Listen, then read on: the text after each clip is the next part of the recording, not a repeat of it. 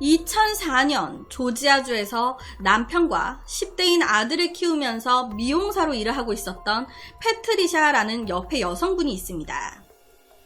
2004년 4월 15일 그날은요, 아침부터 어린 아들과 약간의 티격거림이 있었다고 해요.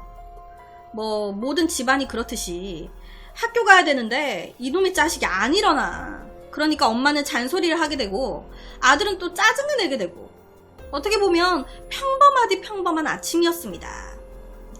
그렇게 이 엄마 패트리샤는요, 어린 아들을 학교에 차로 데려다 주면서 아들, 엄마가 사랑해. 학교 끝나고 오후에 보자. 나도 사랑해요, 엄마.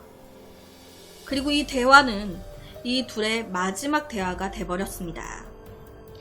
학교에서 수업을 듣고 있었던 이 아들, 그런데 점심을 먹고요, 한 오후 시간대쯤에 갑자기 학교로 경찰들이 찾아왔습니다. 우리랑 잠깐 얘기할 수 있을까? 그리고 경찰들은요, 알 수 없는 질문들을 하기 시작했어요. 혹시 오늘 몇 시쯤에 엄마랑 헤어졌니? 엄마랑 연락할 수 있는 방법이 있을까? 이 아들은요, 바로 엄마의 핸드폰으로 전화를 걸었습니다. 그런데 엄마가 전화를 안 받아. 그렇게 패트리샤는 증발하듯이 사라졌습니다. 실종된 거예요. 엄마 패트리샤는요, 아들밖에 모르고 산 여자였습니다.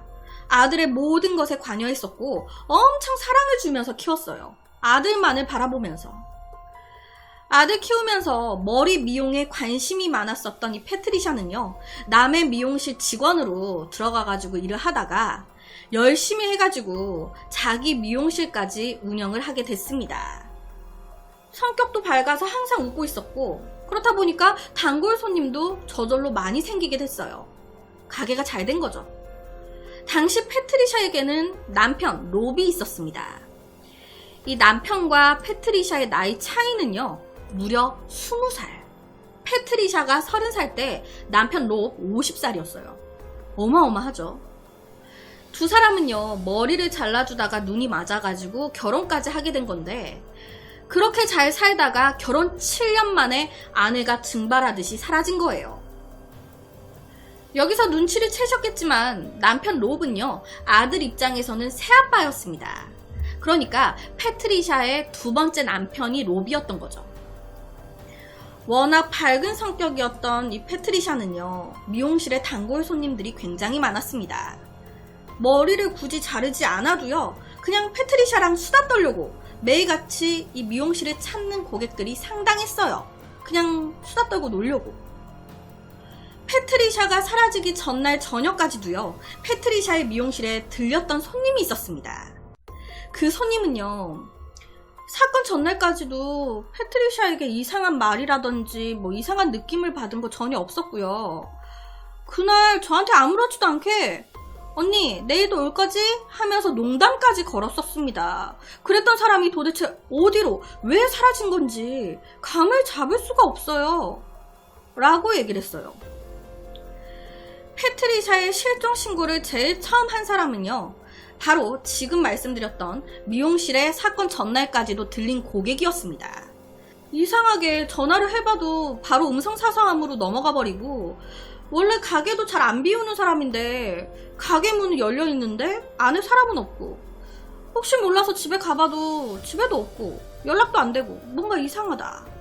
패트리샤의 미용실에 경찰들이 들이닥쳤을 때 미용실 안에 돈통은 열려 있었고요. 그 안에 돈들 또한 모두 사라진 상황이었습니다.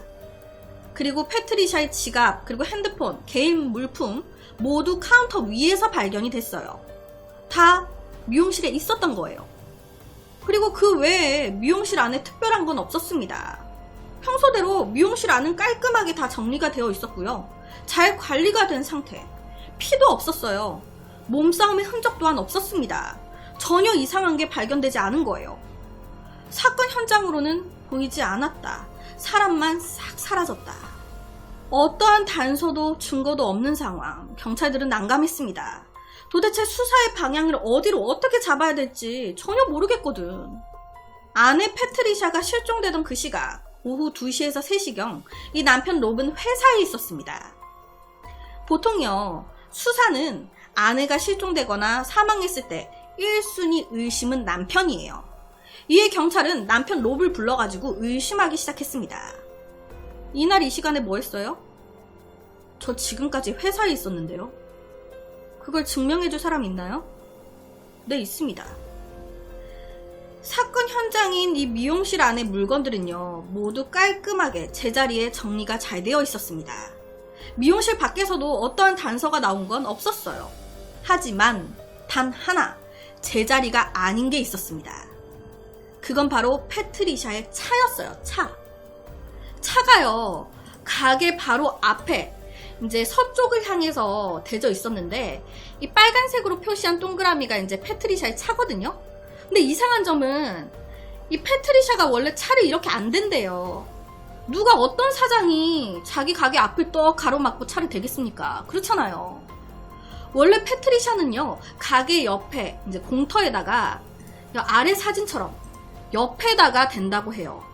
그런데 그날은 이상하게 급하게 차를 댄 듯이, 혹은 누군가 차량을 옮겨 놓은 듯이 이 차량의 위치가 바뀌어져서 대져 있었던 거죠. 경찰들은요, 이 미용실 주변의 야산이라든지 모든 곳을 샅샅이 뒤지기 시작했습니다. 하지만 어떠한 것도 발견되진 않았어요. 그렇다 보니까 이 경찰들은요, 혹시 이거 실종이 아니라 가출 아니야? 라는 생각도 하게 된 거예요. 그렇잖아요. 실종이나 강력 범죄에 연관이 되어 있다 하기에는 단서가 너무 안 나오니까. 그냥 뭔가에 힘들어서 떠나고 싶다는 생각에 아들과 남편을 그냥 다 버리고 홀로 훌쩍 떠나버린 거 아닌가. 하지만 패트리샤를 아는 모든 사람들은요, 하나같이 얘기를 했습니다. 절대 네버 그럴 여자가 아니라고. 자기 아들까지 그냥 두고, 가게까지 그냥 문도 열어두고 그냥 훌쩍 그렇게 떠나버린다? 말도 안 된다. 아들을 얼마나 끔찍이도 아꼈던 사람인데 절대 그랬을 리 없습니다. 사건 당일 아침, 패트리샤는 평소처럼 아들을 학교에 보냈습니다. 그리고 바로 자신의 가게로 향했어요. 가게 오픈, 돈 벌어야지. 그렇게 패트리샤의 가게는요, 오전 내내 손님이 있었습니다. 이걸 어떻게 알았냐? 예약 장부에 다 적혀 있는 거예요. 몇 시에 누구 손님 이런 식으로. 경찰들은 그 장부를 토대로 한 명 한 명 조사하기 시작했습니다. 사건 당일 오전 9시, 그러니까 8시 50분에서 9시 사이에 팸 셰퍼트라는 첫 고객이 이 미용실을 방문했습니다. 그리고 11시 5분쯤에 이 고객은 머리를 다 하고 갔어요. 그리고 바로 5분 뒤인 11시 10분경 폴 켄터라는 남자가 이발을 하려고 가게에 들립니다. 그리고 11시 27분, 약 17분 정도 이발을 하고 갔어요. 남자 이발은 금방 끝나잖아요. 그리고 11시 35분경에 한 예약 손님이 패트리샤한테 전화를 걸어가지고 예약 시간을 변경했습니다. 저 몇 시에 예약되어 있는데 변경하려고요. 11시 35분경에. 이때까지도 특별한 건 없었다고 해요. 당시 이 전화는요, 2분 동안 이어졌습니다. 11시 37분경에 이 전화가 끊어졌고요. 11시 50분경에 또 한 통의 전화가 패트리샤한테 걸려옵니다. 11시 50분경. 하지만 이때 패트리샤 그 전화를 받지 않았어요. 그리고 이 이후부터 패트리샤와 통화를 했다거나 패트리샤를 봤다거나 한 사람 또한 없습니다. 그러니까 이 말은요, 11시 37분경 마지막 통화가 끝났고 다음 전화가 걸려왔었던 11시 50분 사이, 약 13분 사이에 무슨 일이 벌어졌다라는 결론이 나는 거예요. 그렇다면 딱 그 13분 동안 이 미용실 안에서는 무슨 일이 벌어졌던 걸까? 이 13분이라는 시간 안에 속하는 11시 45분경 미용실 곁을 지나간 2대의 차량이 있었습니다. 그러니까 이 사건 당시에 미용실을 본 목격자가 있었던 거예요. 이 2대의 차주 중에 한 명은요, 패트리샤와 친분이 있는 사람이었습니다. 그냥 길을 지나가다가 우연히 미용실을 이렇게 보게 됐는데, 그때 미용실 앞에 패트리샤의 차량이 세워져 있었고요. 그리고 그 옆에 가게 쪽으로 똑바로 된 쉐보레 루미나 차량이 대져 있더라고요. 그때 가게 문이 열려 있었고 가게 정문 쪽으로 딱 그 차량이 대져 있었어요. 그리고 그 차 앞에 2명의 여자가 서 있었던 것 같은데, 한 명은 검은 머리에 젊어 보였고 또 한 명은 나이가 좀 있는 여자같이 보였어요. 그런데 문제는요, 앞서 말씀드렸지만 사건 당시에 이 패트리샤 미용실을 봤던 중요한 목격자 2명이라고 했잖아요. 한 명은 앞서 말씀드렸듯이 자기가 본 걸 진술을 했어요. 그런데 두 번째 목격자와 말이 다른 거예요. 두 번째 목격자는요, 사건 당시에 패트리샤의 가게 앞에 세워져 있었던 건 쉐보레 루미나 차량이 아니라 포드 차량 혹은 말리부 같은 차량이었습니다 라고 얘기를 했고요. 이 두 번째 목격자도 가게 앞에 있는 이상한 사람을 봤는데, 이 목격자는 여자가 아니라 머리가 어깨 길이로 긴 남자였다라고 얘기를 했습니다. 이 첫 번째 목격자와 두 번째 목격자, 서로는요 전혀 안면이 1도 없는 모르는 사이였어요. 그러니까 이 두 사람은 거짓말을 할 이유도 전혀 없었고요. 서로 그냥 차를 타고 가다가 가볍게 쓱 지나가면서 본 거였기 때문에 어느 정도 정확도도 떨어질 수가 있습니다. 그러니까 약간 서로 말이 다를 수도 있겠구나 라는 생각이 들기도 해요. 하지만 이 2명의 목격자의 이 증언이 굉장히 중요한 단서인 거거든요. 앞서 말씀드렸다시피 패트리샤는 남편 롭과의 결혼이 두 번째였습니다. 아들이 8살에서 9살 정도 때 이 두 사람이 결혼을 했어요. 그리고 7년 정도 같이 살다가 사라진 거거든요.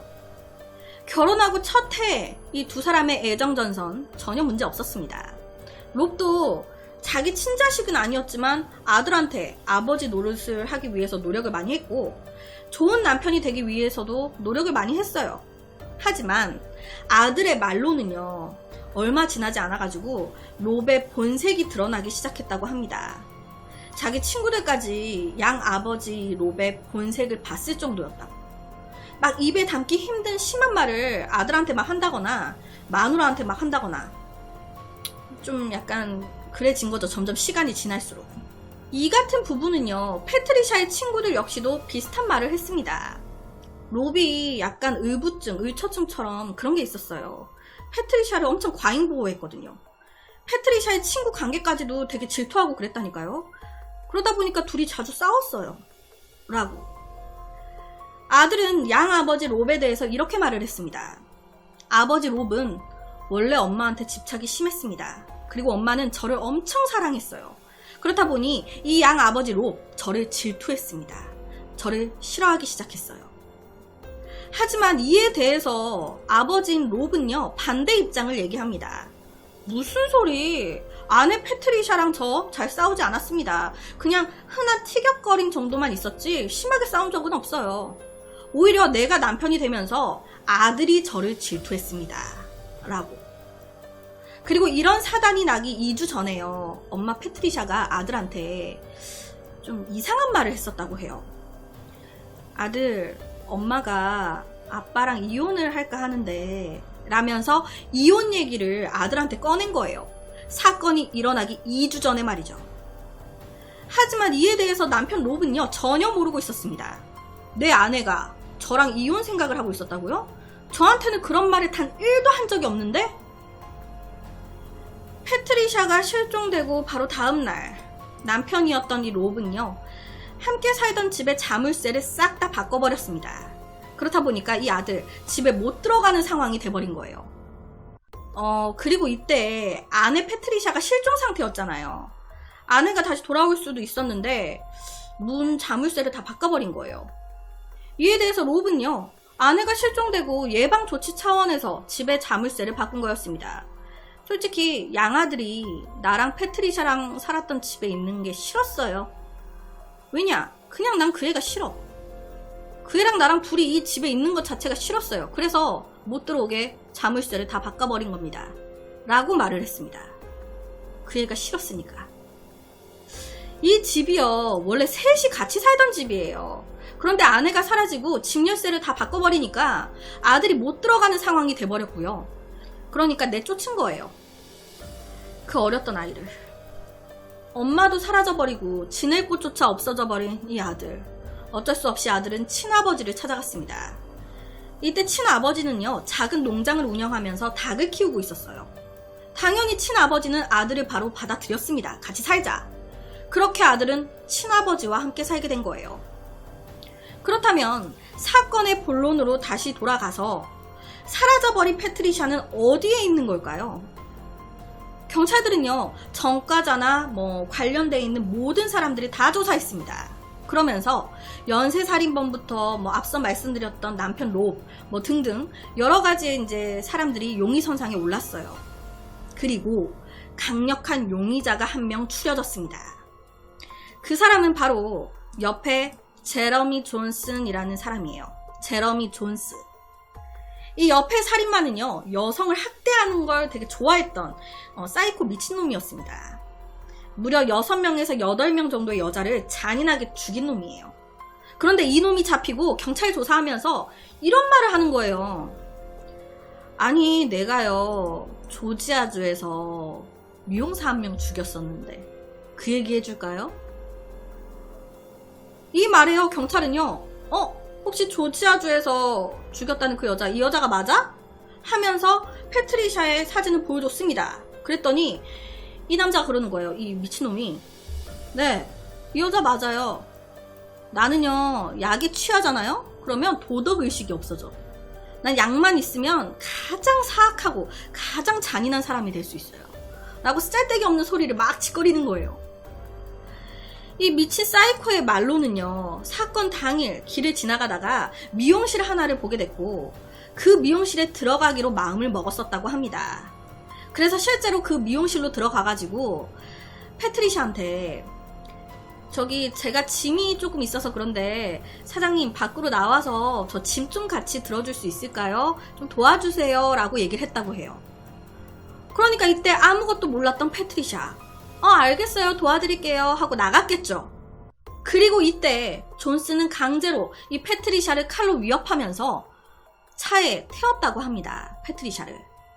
비명 지르면 죽여버릴 거야. 그러니까 조용히 차에 타. 라고 하면서. 이 존스는요, 패트리샤의 차가 주차된 곳과 그리고 자신의 차를 주차했던 위치를 그렸는데 그게 목격자들이 봤다는 그 차 위치와 정확하게 일치했어요. 제가 이제 개인적으로 그냥 생각을 하는 건데, 첫 번째 이제 목격했었던 그 목격자가 가게 앞에서 2명의 사람을 봤다고 했잖아요. 한 명이 검은 머리에 좀 머리가 길었고 또 한 명은 나이가 좀 있는 사람 같았다. 혹시 이때가 그렇게 이제 범인이 패트리샤를 유인해서 차로 이렇게 태우려고 할 때의 모습을 첫 번째 목격자가 본 게 아니었을까. 그리고 패트리샤가 차에 딱 탔을 때 이제 범인은 아직 차에 안 탄 상황인 거죠.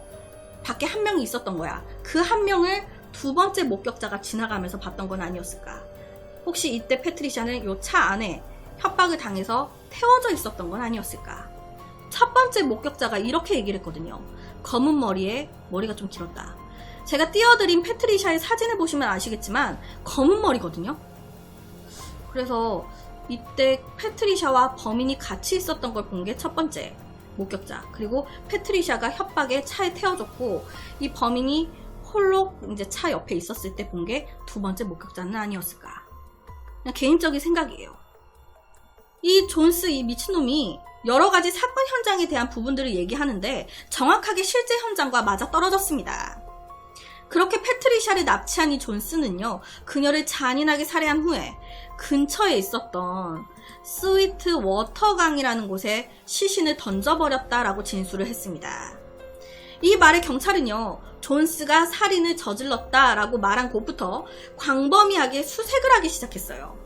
아니, 이놈이 사람을 죽여가지고 강에 던졌다고 하니까 그 강줄기를 따라서 물속까지 다 수색하기 시작한 거예요. 하지만 아무것도 발견되지 않았습니다. 그리고 조사를 계속 하다 보니까 뭔가 존스의 말이 조금 이상한 거예요. 앞뒤가 막 이랬댔다가 막 저랬댔다가, 그리고 죽일 동기도 크게 없어. 자기가 죽였다는 자백만 했을 뿐 자기가 죽였다는 걸 증명할 수 있는 게 크게 없는 거예요. 자기가 말한 위치에서 뭐 시신이라든지 물건이 발견된 것도 없고. 앞서서 사건 현장에 대해서 정확하게 얘기했다라고 제가 앞서서 말씀을 드리긴 했는데, 나중에 보니까 이 존스가 하는 말이 언론에 노출된 거 보고 따라 얘기한 거라고 짓거리는 겁니다. 그러니까 갑자기 자기가 죽였다고 했다가 자백을 번복한 거예요. 사실 내가 안 죽였어요. 기사 보고 그냥 얘기한 것 뿐인데 바보들. 갖고 논 거죠. 진짜 이 존스의 말은 모두 거짓 자백이었던 걸까요? 경찰들은 이 존스를 용의선상에서 제외시키지 않았습니다. 왜냐? 존스가 말한 내용 중에 몇 개는 경찰들도 진짜 놀라고 범인이 아니면 알 수 없는 내용들도 있었거든요. 2005년 12월 6일 패트리샤가 실종되고 20개월이 지났을 때 패트리샤의 미용실에서 9.5kg 정도 떨어져 있는 한 교회에서 급하게 112로 전화를 걸어왔습니다. 여기 사람 해골이 있는 것 같아서요. 그리고 그 해골은 조사 결과 사라진 패트리샤였어요. 교회 뒤편의 숲에서 발견된 패트리샤의 시신. 이 교회는요, 굉장히 외딴 지역에 있는 교회였습니다. 그리고 시신이 발견된 숲은요, 길도 엄청 험난했어요. 굴곡이 많았습니다. 이런 지형에서 시신을 옮기는 건 어려워 보였는데, 그렇다고 해서 패트리샤가 여기를 스스로 걸어왔다라고도 생각하기가 힘들었어요. 시신이 굉장히 무겁다고 하거든요. 술 취한 사람도 들려고 하면 엄청 무겁잖아요. 시신은 또 오죽하겠습니까? 범인이 그 시신을 얻고 되게 험난한 이 산길을 혼자 온 것 같지도 않고, 그렇다 해서 걸어가지고 두 발로 스스로 패트리샤가 왔을까 하기에도 좀 뭔가 이상하고, 패트리샤가 시신이 발견된 곳까지 옮겨졌을지, 아니면 끌려왔을지, 아니면 걸어왔을지, 도대체 사건의 그날 무슨 일이 있었던 걸까? 아들과 패트리샤의 주위 사람들은요, 이 사건에 대해서 엄마 패트리샤의 죽음에 양 아버지 로비 관련이 되어 있는 것 같다. 엄마가 로비랑 이혼을 하려고 한 게 이 일의 주요 원인인 것 같다. 라고 얘기를 합니다. 원래 의부증 같은 게 있는 사람이었고, 기가 막히게 이혼 얘기가 나오고 2주 정도 지나서 이런 일이 벌어졌다라는 것 또한 이상하다고. 엄마가 자신을 떠나서 다른 사람한테 갈 수도 있다라는 그 사실에 이 양아빠 롭이 얼마나 질투했을지. 친구나 자기 양아들한테도 질투했던 사람이니까 그 질투와 배신감이 얼마나 어마어마했을지 상상할 수 없을 거라고 얘기를 했어요. 이 부분에 대해서 남편 롭은요, 내가 패트리샤를 죽였다고 생각하는 사람들한테는 할 말이 없습니다. 내가 뭐라고 한들 그 사람들이 믿겠습니까? 사건 시간을 추정해 봤을 때도 나는 아니에요. 나는 그때 회사에 있었다고. 나는 알리바이가 확고하고 다 입증도 가능해요. 지금도 나는 패트리샤를 굉장히 그리워하고 있고 마음 아파하고 있는 사람인데, 난 내 아내가 죽으면서 득이 된 게 없어요. 보험 같은 것도 들어놓은 게 난 없었다고. 내가 죽이지 않았습니다. 라고 얘기를 했습니다. 경찰 또한 남편을 의심해가지고 혹시 뭐 청부 의뢰를 한 건 아니었는지, 뭐 트릭을 쓴 건 아니었는지 철저하게 조사를 했어요. 하지만 크게 이 남편 롭에 대해서 혐의점은 없었다고 하더라고요. 남편 롭은요, 패트리샤의 일상을 아는 누군가가 이 사건에 개입이 됐다고, 안면이 있는 누군가가 가게에 왔던 게 틀림없다. 왜냐? 가게에 흐트러진 게 없었고 부서진 것도 없었으니까. 안면이 있는 누군가가 와가지고 자연스럽게 패트리샤를 유인했고, 그리고 살해한 것 같다라고 추정을 했습니다. 패트리샤가 마지막으로 통화했던 11시 37분부터 응답이 없었던 11시 50분 사이, 단 13분 사이에 패트리샤에게는 어떠한 사건이 벌어졌습니다. 과연 13분 동안 무슨 일이 있었던 걸까? 사건 현장의 돈통에는요, 돈이 하나도 없었습니다. 범인이 가져간 거겠죠. 그렇다면 강도가 주된 동기였던 걸까요? 하지만 이 부분에 대해서 경찰은요, 그건 아닌 것 같다라고 추정합니다. 왜냐? 보통 일반적으로 미용실은요, 무장 강도의 표적이 아니라고 해요. 왜? 미용실에는 보통 현금이 별로 없거든. 거의 카드로 계산하거든. 그렇다면 존스가 범인이 맞는 걸까요? 그냥 길을 지나가다가 나쁜 마음을 먹고 들어와서 범행을 저질렀던 걸까? 경찰은 목격자들이 11시 45분경에 봤다는 가게 앞에 차가 뭔가 중요한 단서를 쥐고 있을 것 같다 라고 생각하고 있습니다. 하지만 현재까지도 이 사건은 어떠한 갈피도 잡지 못한 채 미제 사건으로 남아있어요. 유력한 용의자로 존스가 잡히는가 했는데 진술을 번복해버렸고 증거도 없는 탓에 무용지물이 되어버렸습니다. 가족들 그리고 친구들의 의심대로 양아버지인 로, 이 사건과 관련이 있는 걸까요? 아니면 정말 경찰들의 추측대로 길 지나가던 사람이 어떠한 나쁜 마음을 먹고 훅 들어와서 범행을 저질렀던 걸까요? 존스 말고 제3의 어떤 인물이? 여러분의 생각은 어떠신가요? 그래서 오늘은 미국에서 13분 만에 이뤄진 한 알 수 없는 살인사건에 대한 이야기를 가지고 왔습니다.